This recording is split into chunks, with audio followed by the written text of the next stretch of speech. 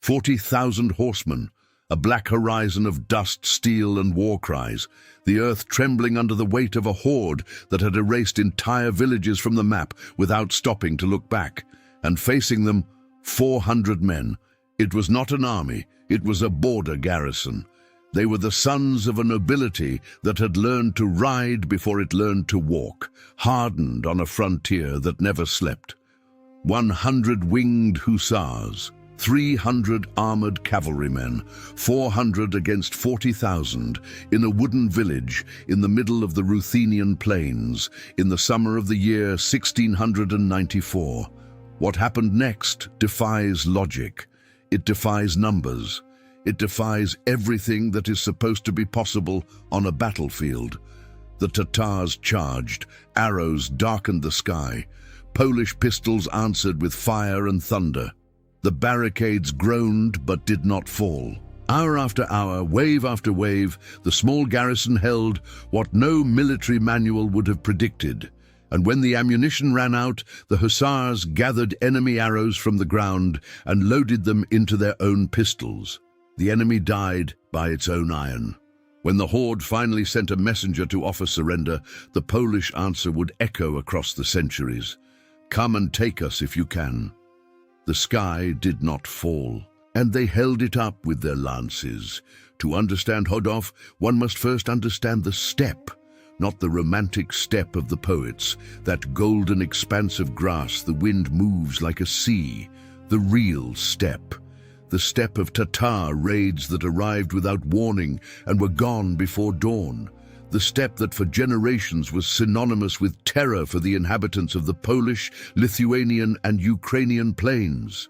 A threat so constant, so ancient, so embedded in the collective fear of those lands that villagers knew exactly what it meant to see smoke on the wrong horizon. The Crimean Khanate was a tributary of the Ottoman Empire, but its military power was its own, and it was ferocious.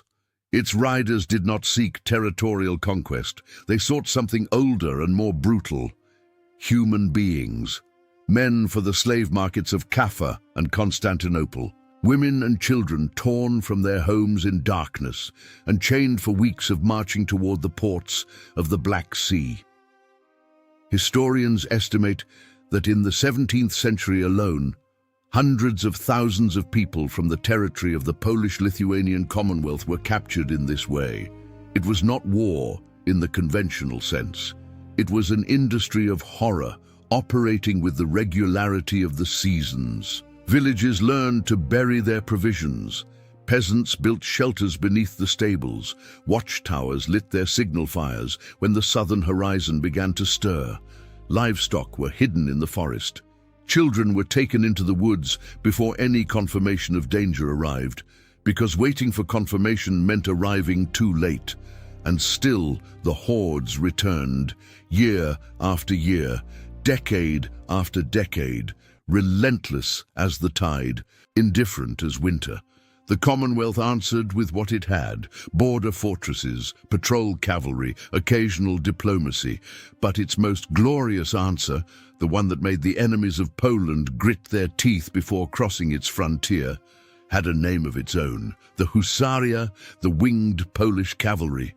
For nearly 2 centuries, the Hussars had been the most feared weapon in Eastern Europe, not for their numbers, for what they were.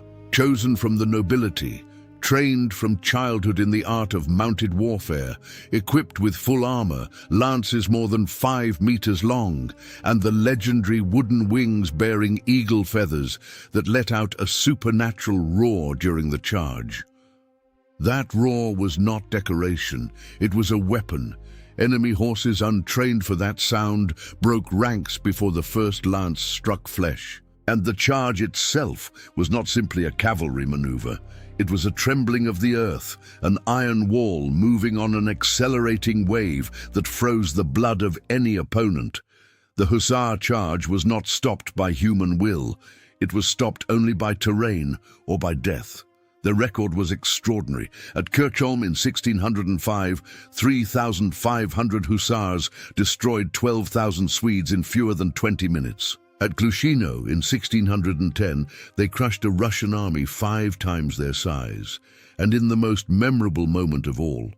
At Vienna in 1683, 11 years before Hodov, the Hussar charge under King Jan III Sobieski shattered the largest Ottoman army that had ever marched on Europe, saving a city, an empire, and possibly the entire course of the continent's history.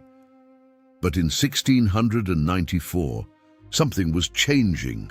The musket was changing everything. Powder and cast iron were redrawing the European battlefields. Heavy cavalry, that two-century glory, was slowly ceding ground to armies that could stop a charge with coordinated musket volleys. The Hussaria was still the elite. It was still the most powerful shock force in Eastern Europe.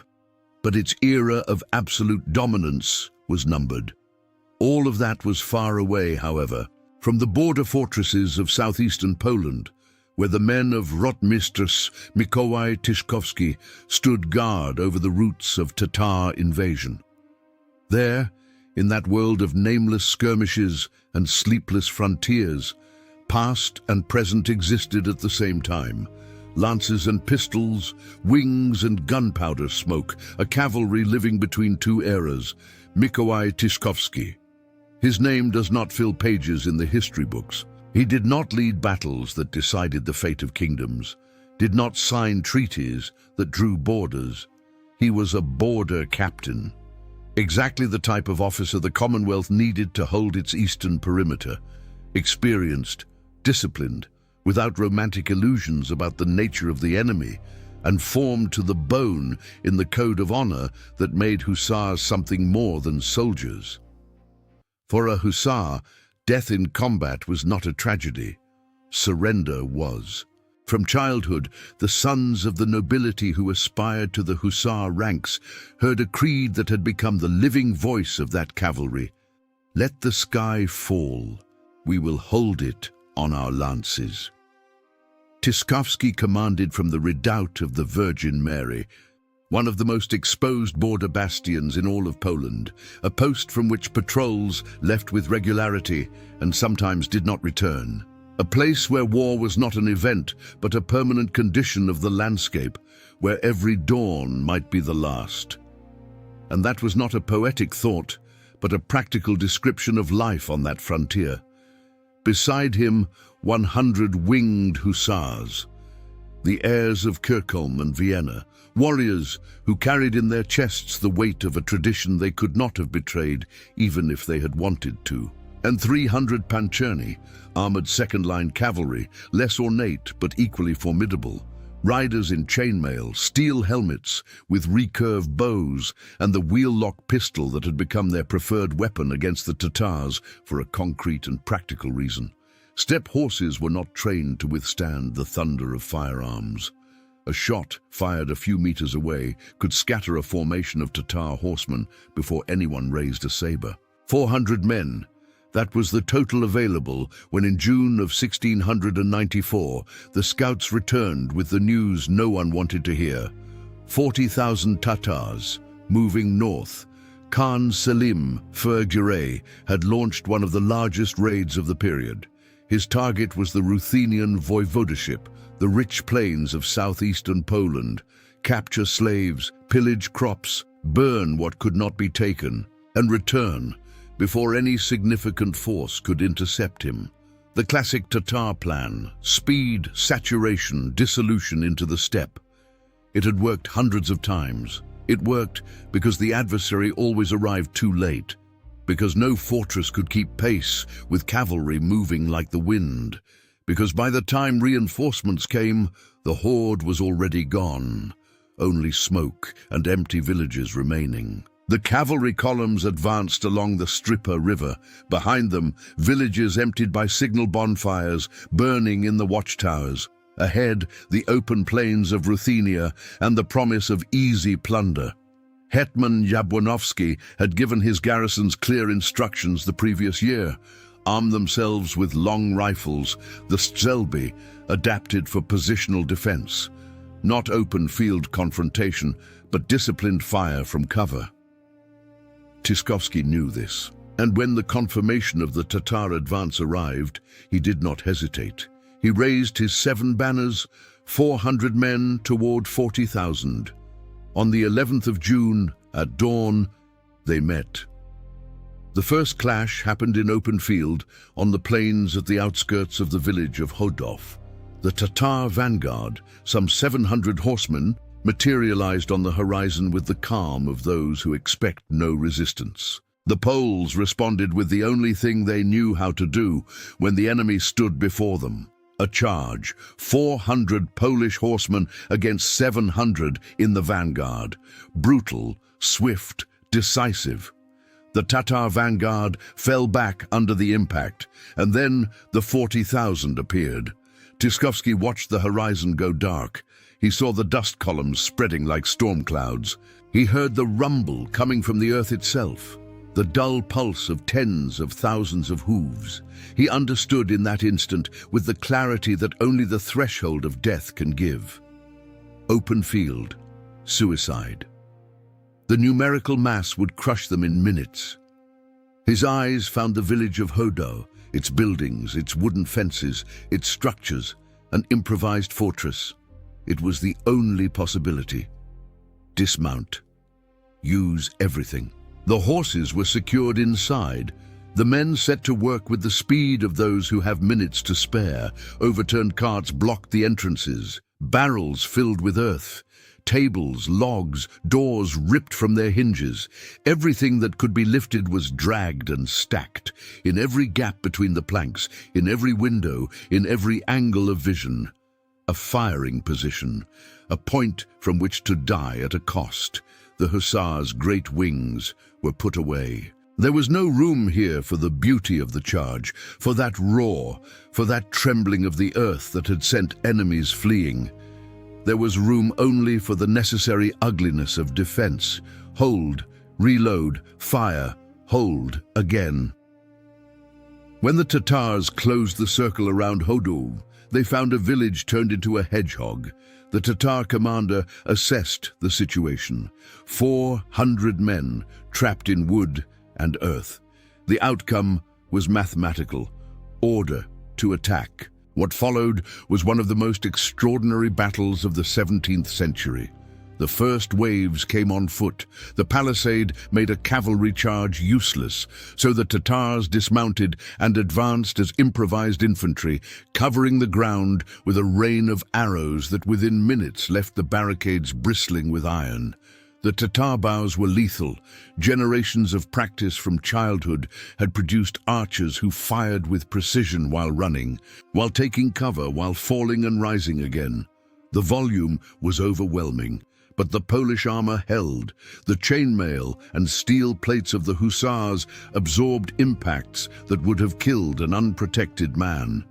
And from behind the barricades, the Poles answered with the pistols and rifles that Jabłonowski had ordered them to carry.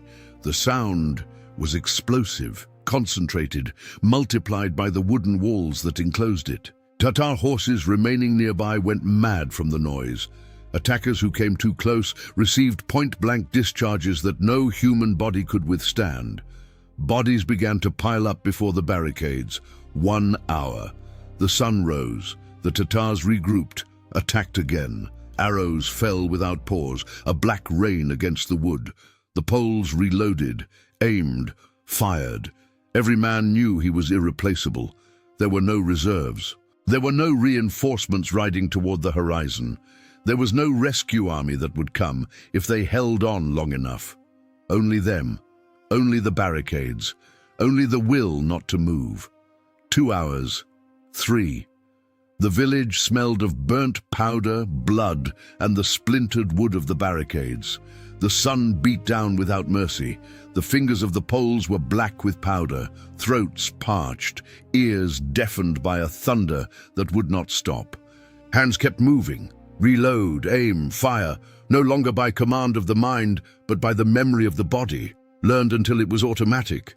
And the Tatars kept coming, wave after wave, with the implacable logic of crushing numbers. Each time one line fell back, another took its place. It was a pressure machine, a force designed to break by exhaustion what it could not break by direct assault. And by every law of war, it should have worked. It was then that the Poles ran out of ammunition. In any other army, that would have been the moment of surrender. Tyskowski looked at the ground. Arrows, hundreds of them, thousands, embedded in the planks, sunk into the earth, scattered among the bodies. Each Tatar wave had seeded the Polish field with its own ammunition, without knowing it, feeding the very defense it was trying to destroy. The Hussars collected them.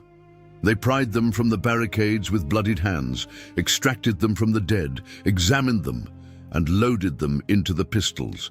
This was one of those moments when history steps beyond what is possible. Tatar arrowheads, fired from Polish weapons, cut the air again in the opposite direction. The enemy died by its own iron. The enemy, without knowing it, was feeding the defense it was trying to destroy. Every arrow fired over those hours came back and had to be paid for all over again. 4 hours, 5. The sun began to decline. The defenders were exhausted to that limit where body and will become separate things. Almost all of them were bleeding. Some could no longer stand and fired kneeling, leaning against the wood. The dead had been moved to the corners so as not to obstruct the positions. No one had wept for them yet. There was no time. And the Tatars kept dying before the barricades. Later chronicles estimated their losses at between 2,000 and 4,000 killed. For a force that lived by speed and minimal cost, that calculated every raid in terms of plunder and acceptable losses, that number was a disaster. They were not taking a walled city. They were not besieging a stone fortress. They were bleeding in front of a wooden palisade that 400 men refused to abandon. The Tatar commanders deliberated, and they sent a messenger. He was a man who spoke Polish. He approached the barricades under a sign of truce. His message was reasonable, even generous. They had fought with honor. Resistance was mathematically pointless. They could surrender with their lives guaranteed. It was a dignified way out. It was the only rational way out. The silence inside Hodov lasted 1 instant. Tyskowski heard the proposal, looked at his men, wounded, broken with exhaustion, holding improvised weapons over shattered barricades, men who had nothing left but will, the same will that had kept them here for 6 hours. A horde that outnumbered them 100-fold was waiting for an answer. Every rational corner of the world, every ounce of common sense said, "Now." He answered. The exact words vary depending on which chronicle one consults, but the meaning was the same in all of them. No. Come and take us if you can. The messenger returned to his lines, and the horde began to retreat. Not all at once, not with the crash of defeat. Slowly, like a tide acknowledging the rock it could not submerge. First, a hesitation on the flanks, then space opening in front of the barricades.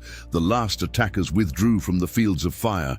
The arrows stopped, the cries thinned out. The noise faded, and in Hodov, on that field of smoke and shattered wood and heaped bodies, something arrived that 400 men had almost forgotten how to feel. Silence. No one celebrated immediately. There was no energy for that. No voice left to shout victory. The wounded were tended with what remained, strips of clothing, water from the bottom of barrels, hands that trembled but did not stop. The dead were counted one by one, acknowledged by name, by face, by the specific weight of each absence. Polish casualties, according to surviving records, were strikingly low given the circumstances. Fewer than 100 killed. Some documents speak of barely 30 dead during the combat itself. What is certain is that virtually all 400 defenders ended the battle wounded. Every one of them bled that day. There was not a single man who left Hodov without a mark. Tyskowski walked the positions in silence. The barricades were shattered, pierced by thousands of arrows protruding like thorns. The ground before the defenses was a map of the battle. Broken bows, abandoned shields, fallen horses, the prints of thousands of feet in the trampled soil. Several carts filled with arrows still fit for reuse were collected afterward. The enemy had fired so much that it had left supplies for the next siege. The sun set over the Ruthenian plains, red, indifferent, beautiful, and 40,000 Tatars rode south, carrying something that no plunder can compensate. The humiliation of a retreat that no one could explain with sensible words. When the news reached King John III, Sobieski, the monarch who 11 years earlier had led the most celebrated charge in European history beneath the walls of Vienna, he responded with a generosity that spoke for itself. Money for all the survivors, horses from his own royal stables, and the order to raise a monument in the village of Hodov. That monument stands to this day. Europe reacted with astonishment. The comparison was immediate and inevitable. Thermopylae, those 300 Spartans of Leonidas who held the Persian army of Xerxes at the narrow mountain pass in 480 years before Christ. The same crushing imbalance of forces, the same irrational refusal to yield, the same incomprehensible greatness, but those who knew both stories pointed to the difference that changes everything. The Spartans of Leonidas died at Thermopylae. The Polish Hussars at Hodov won. The battle also carried a bitter aftertaste that time would reveal. Only 8 years later, at Klisov in 1702, during the Great Northern War, the winged Hussaria suffered the losses that marked the beginning of its end. The world had changed. New generation rifles, infantry squares with coordinated fire, more accurate artillery. All of it made the heavy cavalry charge increasingly unworkable. The cavalry that for 2 centuries had defined war in Eastern Europe. The great wings, the 5-meter lances, that world of steel and feathers that had saved Vienna and held at Hodov, faded through the first decades of the 18th century, becoming symbol and ceremony instead of fighting force. The roar of the wings, once sending thousands of horses breaking formation in panic, became the sound of parades rather than battles. Hodov was then the last flash of an era, the last song of a cavalry that had held Europe on its lances for 2 centuries. And as happens with last flashes, it was the brightest of all. The memory of Hodov survived the oblivion that Soviet historians imposed on it for decades, uncomfortable before the martial glory of the Polish nobility, before the image of winged knights that contradicted the class narratives they needed to uphold.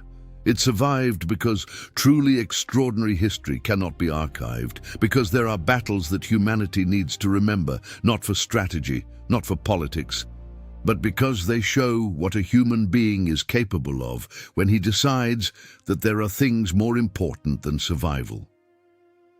Hodov is taught in Polish schools today. The monument that Sobieski ordered built still stands on land now belonging to Ukraine, in the Ternopil Oblast, on that earth which was a frontier for so long that it learned to live with war as part of the landscape. There is one image that remains above all others. A man standing behind a wooden palisade in a village in Ruthenia, wounded as all his men were, ammunition exhausted, the dead at his feet, a horde of 40,000 warriors surrounding him, and a messenger offering the only reasonable way out there is. His answer did not need to be grand, to be eternal. The steppe recovered its silence. The wind ran again over the plains unobstructed. And in Hodov, on the trampled earth where 400 men wrote with their bodies one of the most impossible pages in military history, the grass grew back. 400 against 40,000, and the 400 did not yield. The sky did not fall, and they held it up with their lances.